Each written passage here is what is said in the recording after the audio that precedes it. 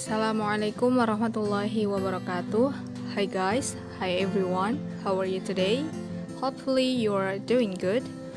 Okay, in this video I would like to explain about noun. Without any further ado, let's check this video. A noun is a word that refers to a thing, a person, an animal, a place, a quality, an idea, or an action. Jadi menurut pengertian dari Kamus Merriam-Webster, noun adalah suatu kata yang merujuk pada sesuatu, seseorang, hewan, suatu tempat, kualitas, sebuah ide, atau suatu tindakan. Oke, kemudian apa aja sih jenis-jenis kata benda? Jadi untuk pengelompokan noun aku bagi menjadi dua kelompok. Yang pertama berdasarkan wujudnya dan yang kedua berdasarkan jumlahnya. Oke, kita bahas yang pertama dulu ya. Berdasarkan wujudnya, noun dibagi menjadi dua, yaitu concrete noun dan abstract noun. Baik, yang pertama adalah concrete noun. Apa itu concrete noun? Sesuai namanya, concrete noun adalah kata benda yang konkret. Jadi, kata benda ini dapat diidentifikasi melalui salah satu dari 5 panca indera kita. Entah itu indera penciuman, penglihatan, pendengaran, atau pengecapan. Jadi, kata benda konkret ini dapat terlihat wujudnya gitu ya. Nah, concrete noun dibagi lagi menjadi 4, yaitu yang pertama proper noun, kedua common noun, ketiga collective noun, dan yang terakhir material noun. Oke, yang pertama kita bahas dulu bagian A, proper noun. Proper noun adalah kata benda yang merujuk pada suatu nama, seseorang, suatu tempat, atau benda lainnya yang bersifat spesifik. Perlu dicatat bahwasannya proper noun selalu ditulis dalam huruf kapital, entah dia berada di awal kalimat, di tengah kalimat, ataupun di akhir sebuah kalimat. Seperti contoh-contoh di bawah ini. Yang pertama, Los Angeles, nama kota. Kemudian Indonesia, nama negara. Samuel, nama orang. Dan yang terakhir, LG, nama perusahaan. Kemudian selanjutnya, common noun.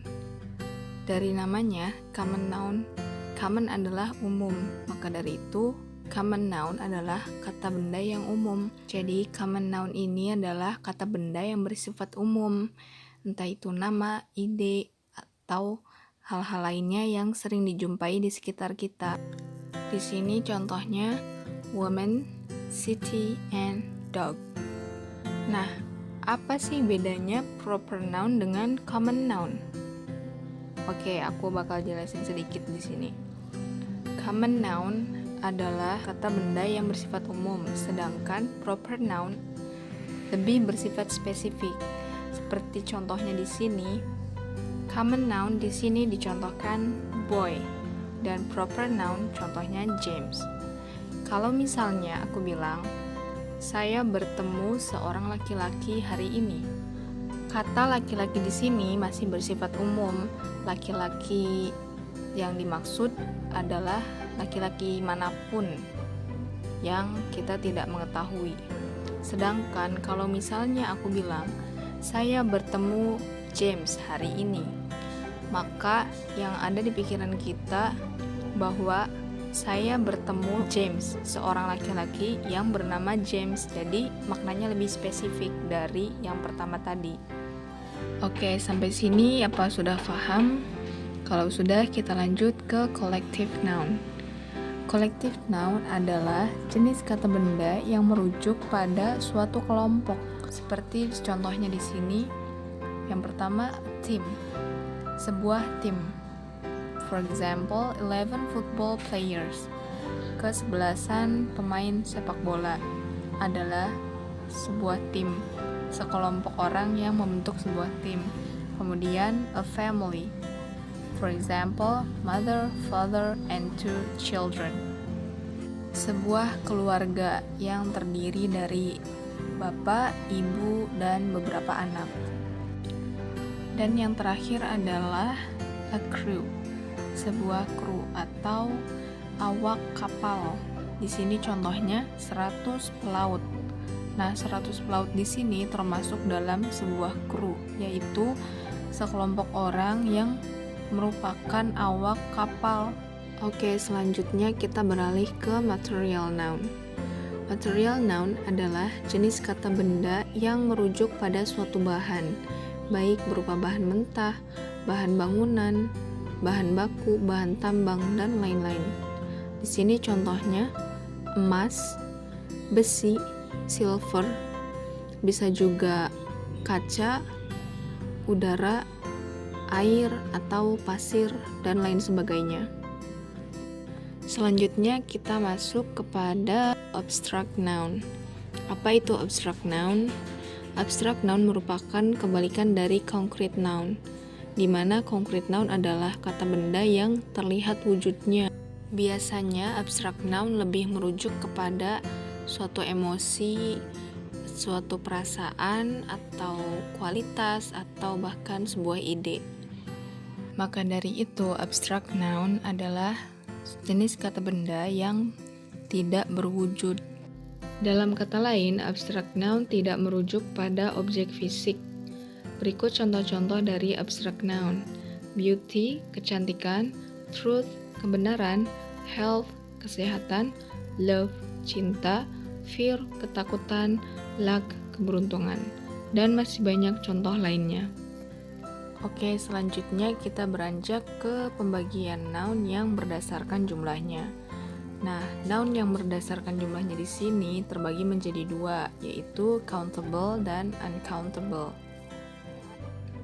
Pertama adalah countable noun.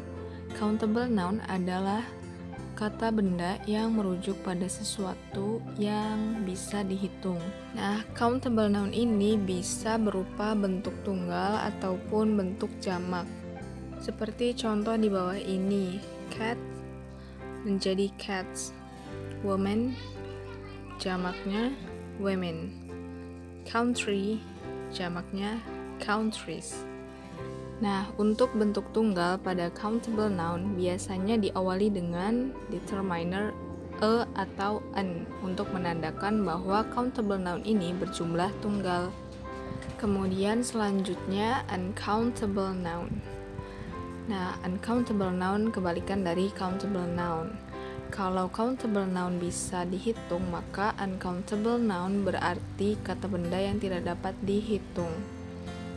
Nah, uncountable ini biasanya jenis-jenis kata benda yang berupa makanan atau cairan, bubuk, atau bahan-bahan material, ya semacam itu. Nah, seperti contohnya di bawah ini, milk, sand, water, information, air, susu, pasir, air, informasi, dan udara. Dan masih banyak contoh lainnya. Okay everyone, maybe that's all that I can explain to you about noun. Thank you very much for watching. See you in the next video.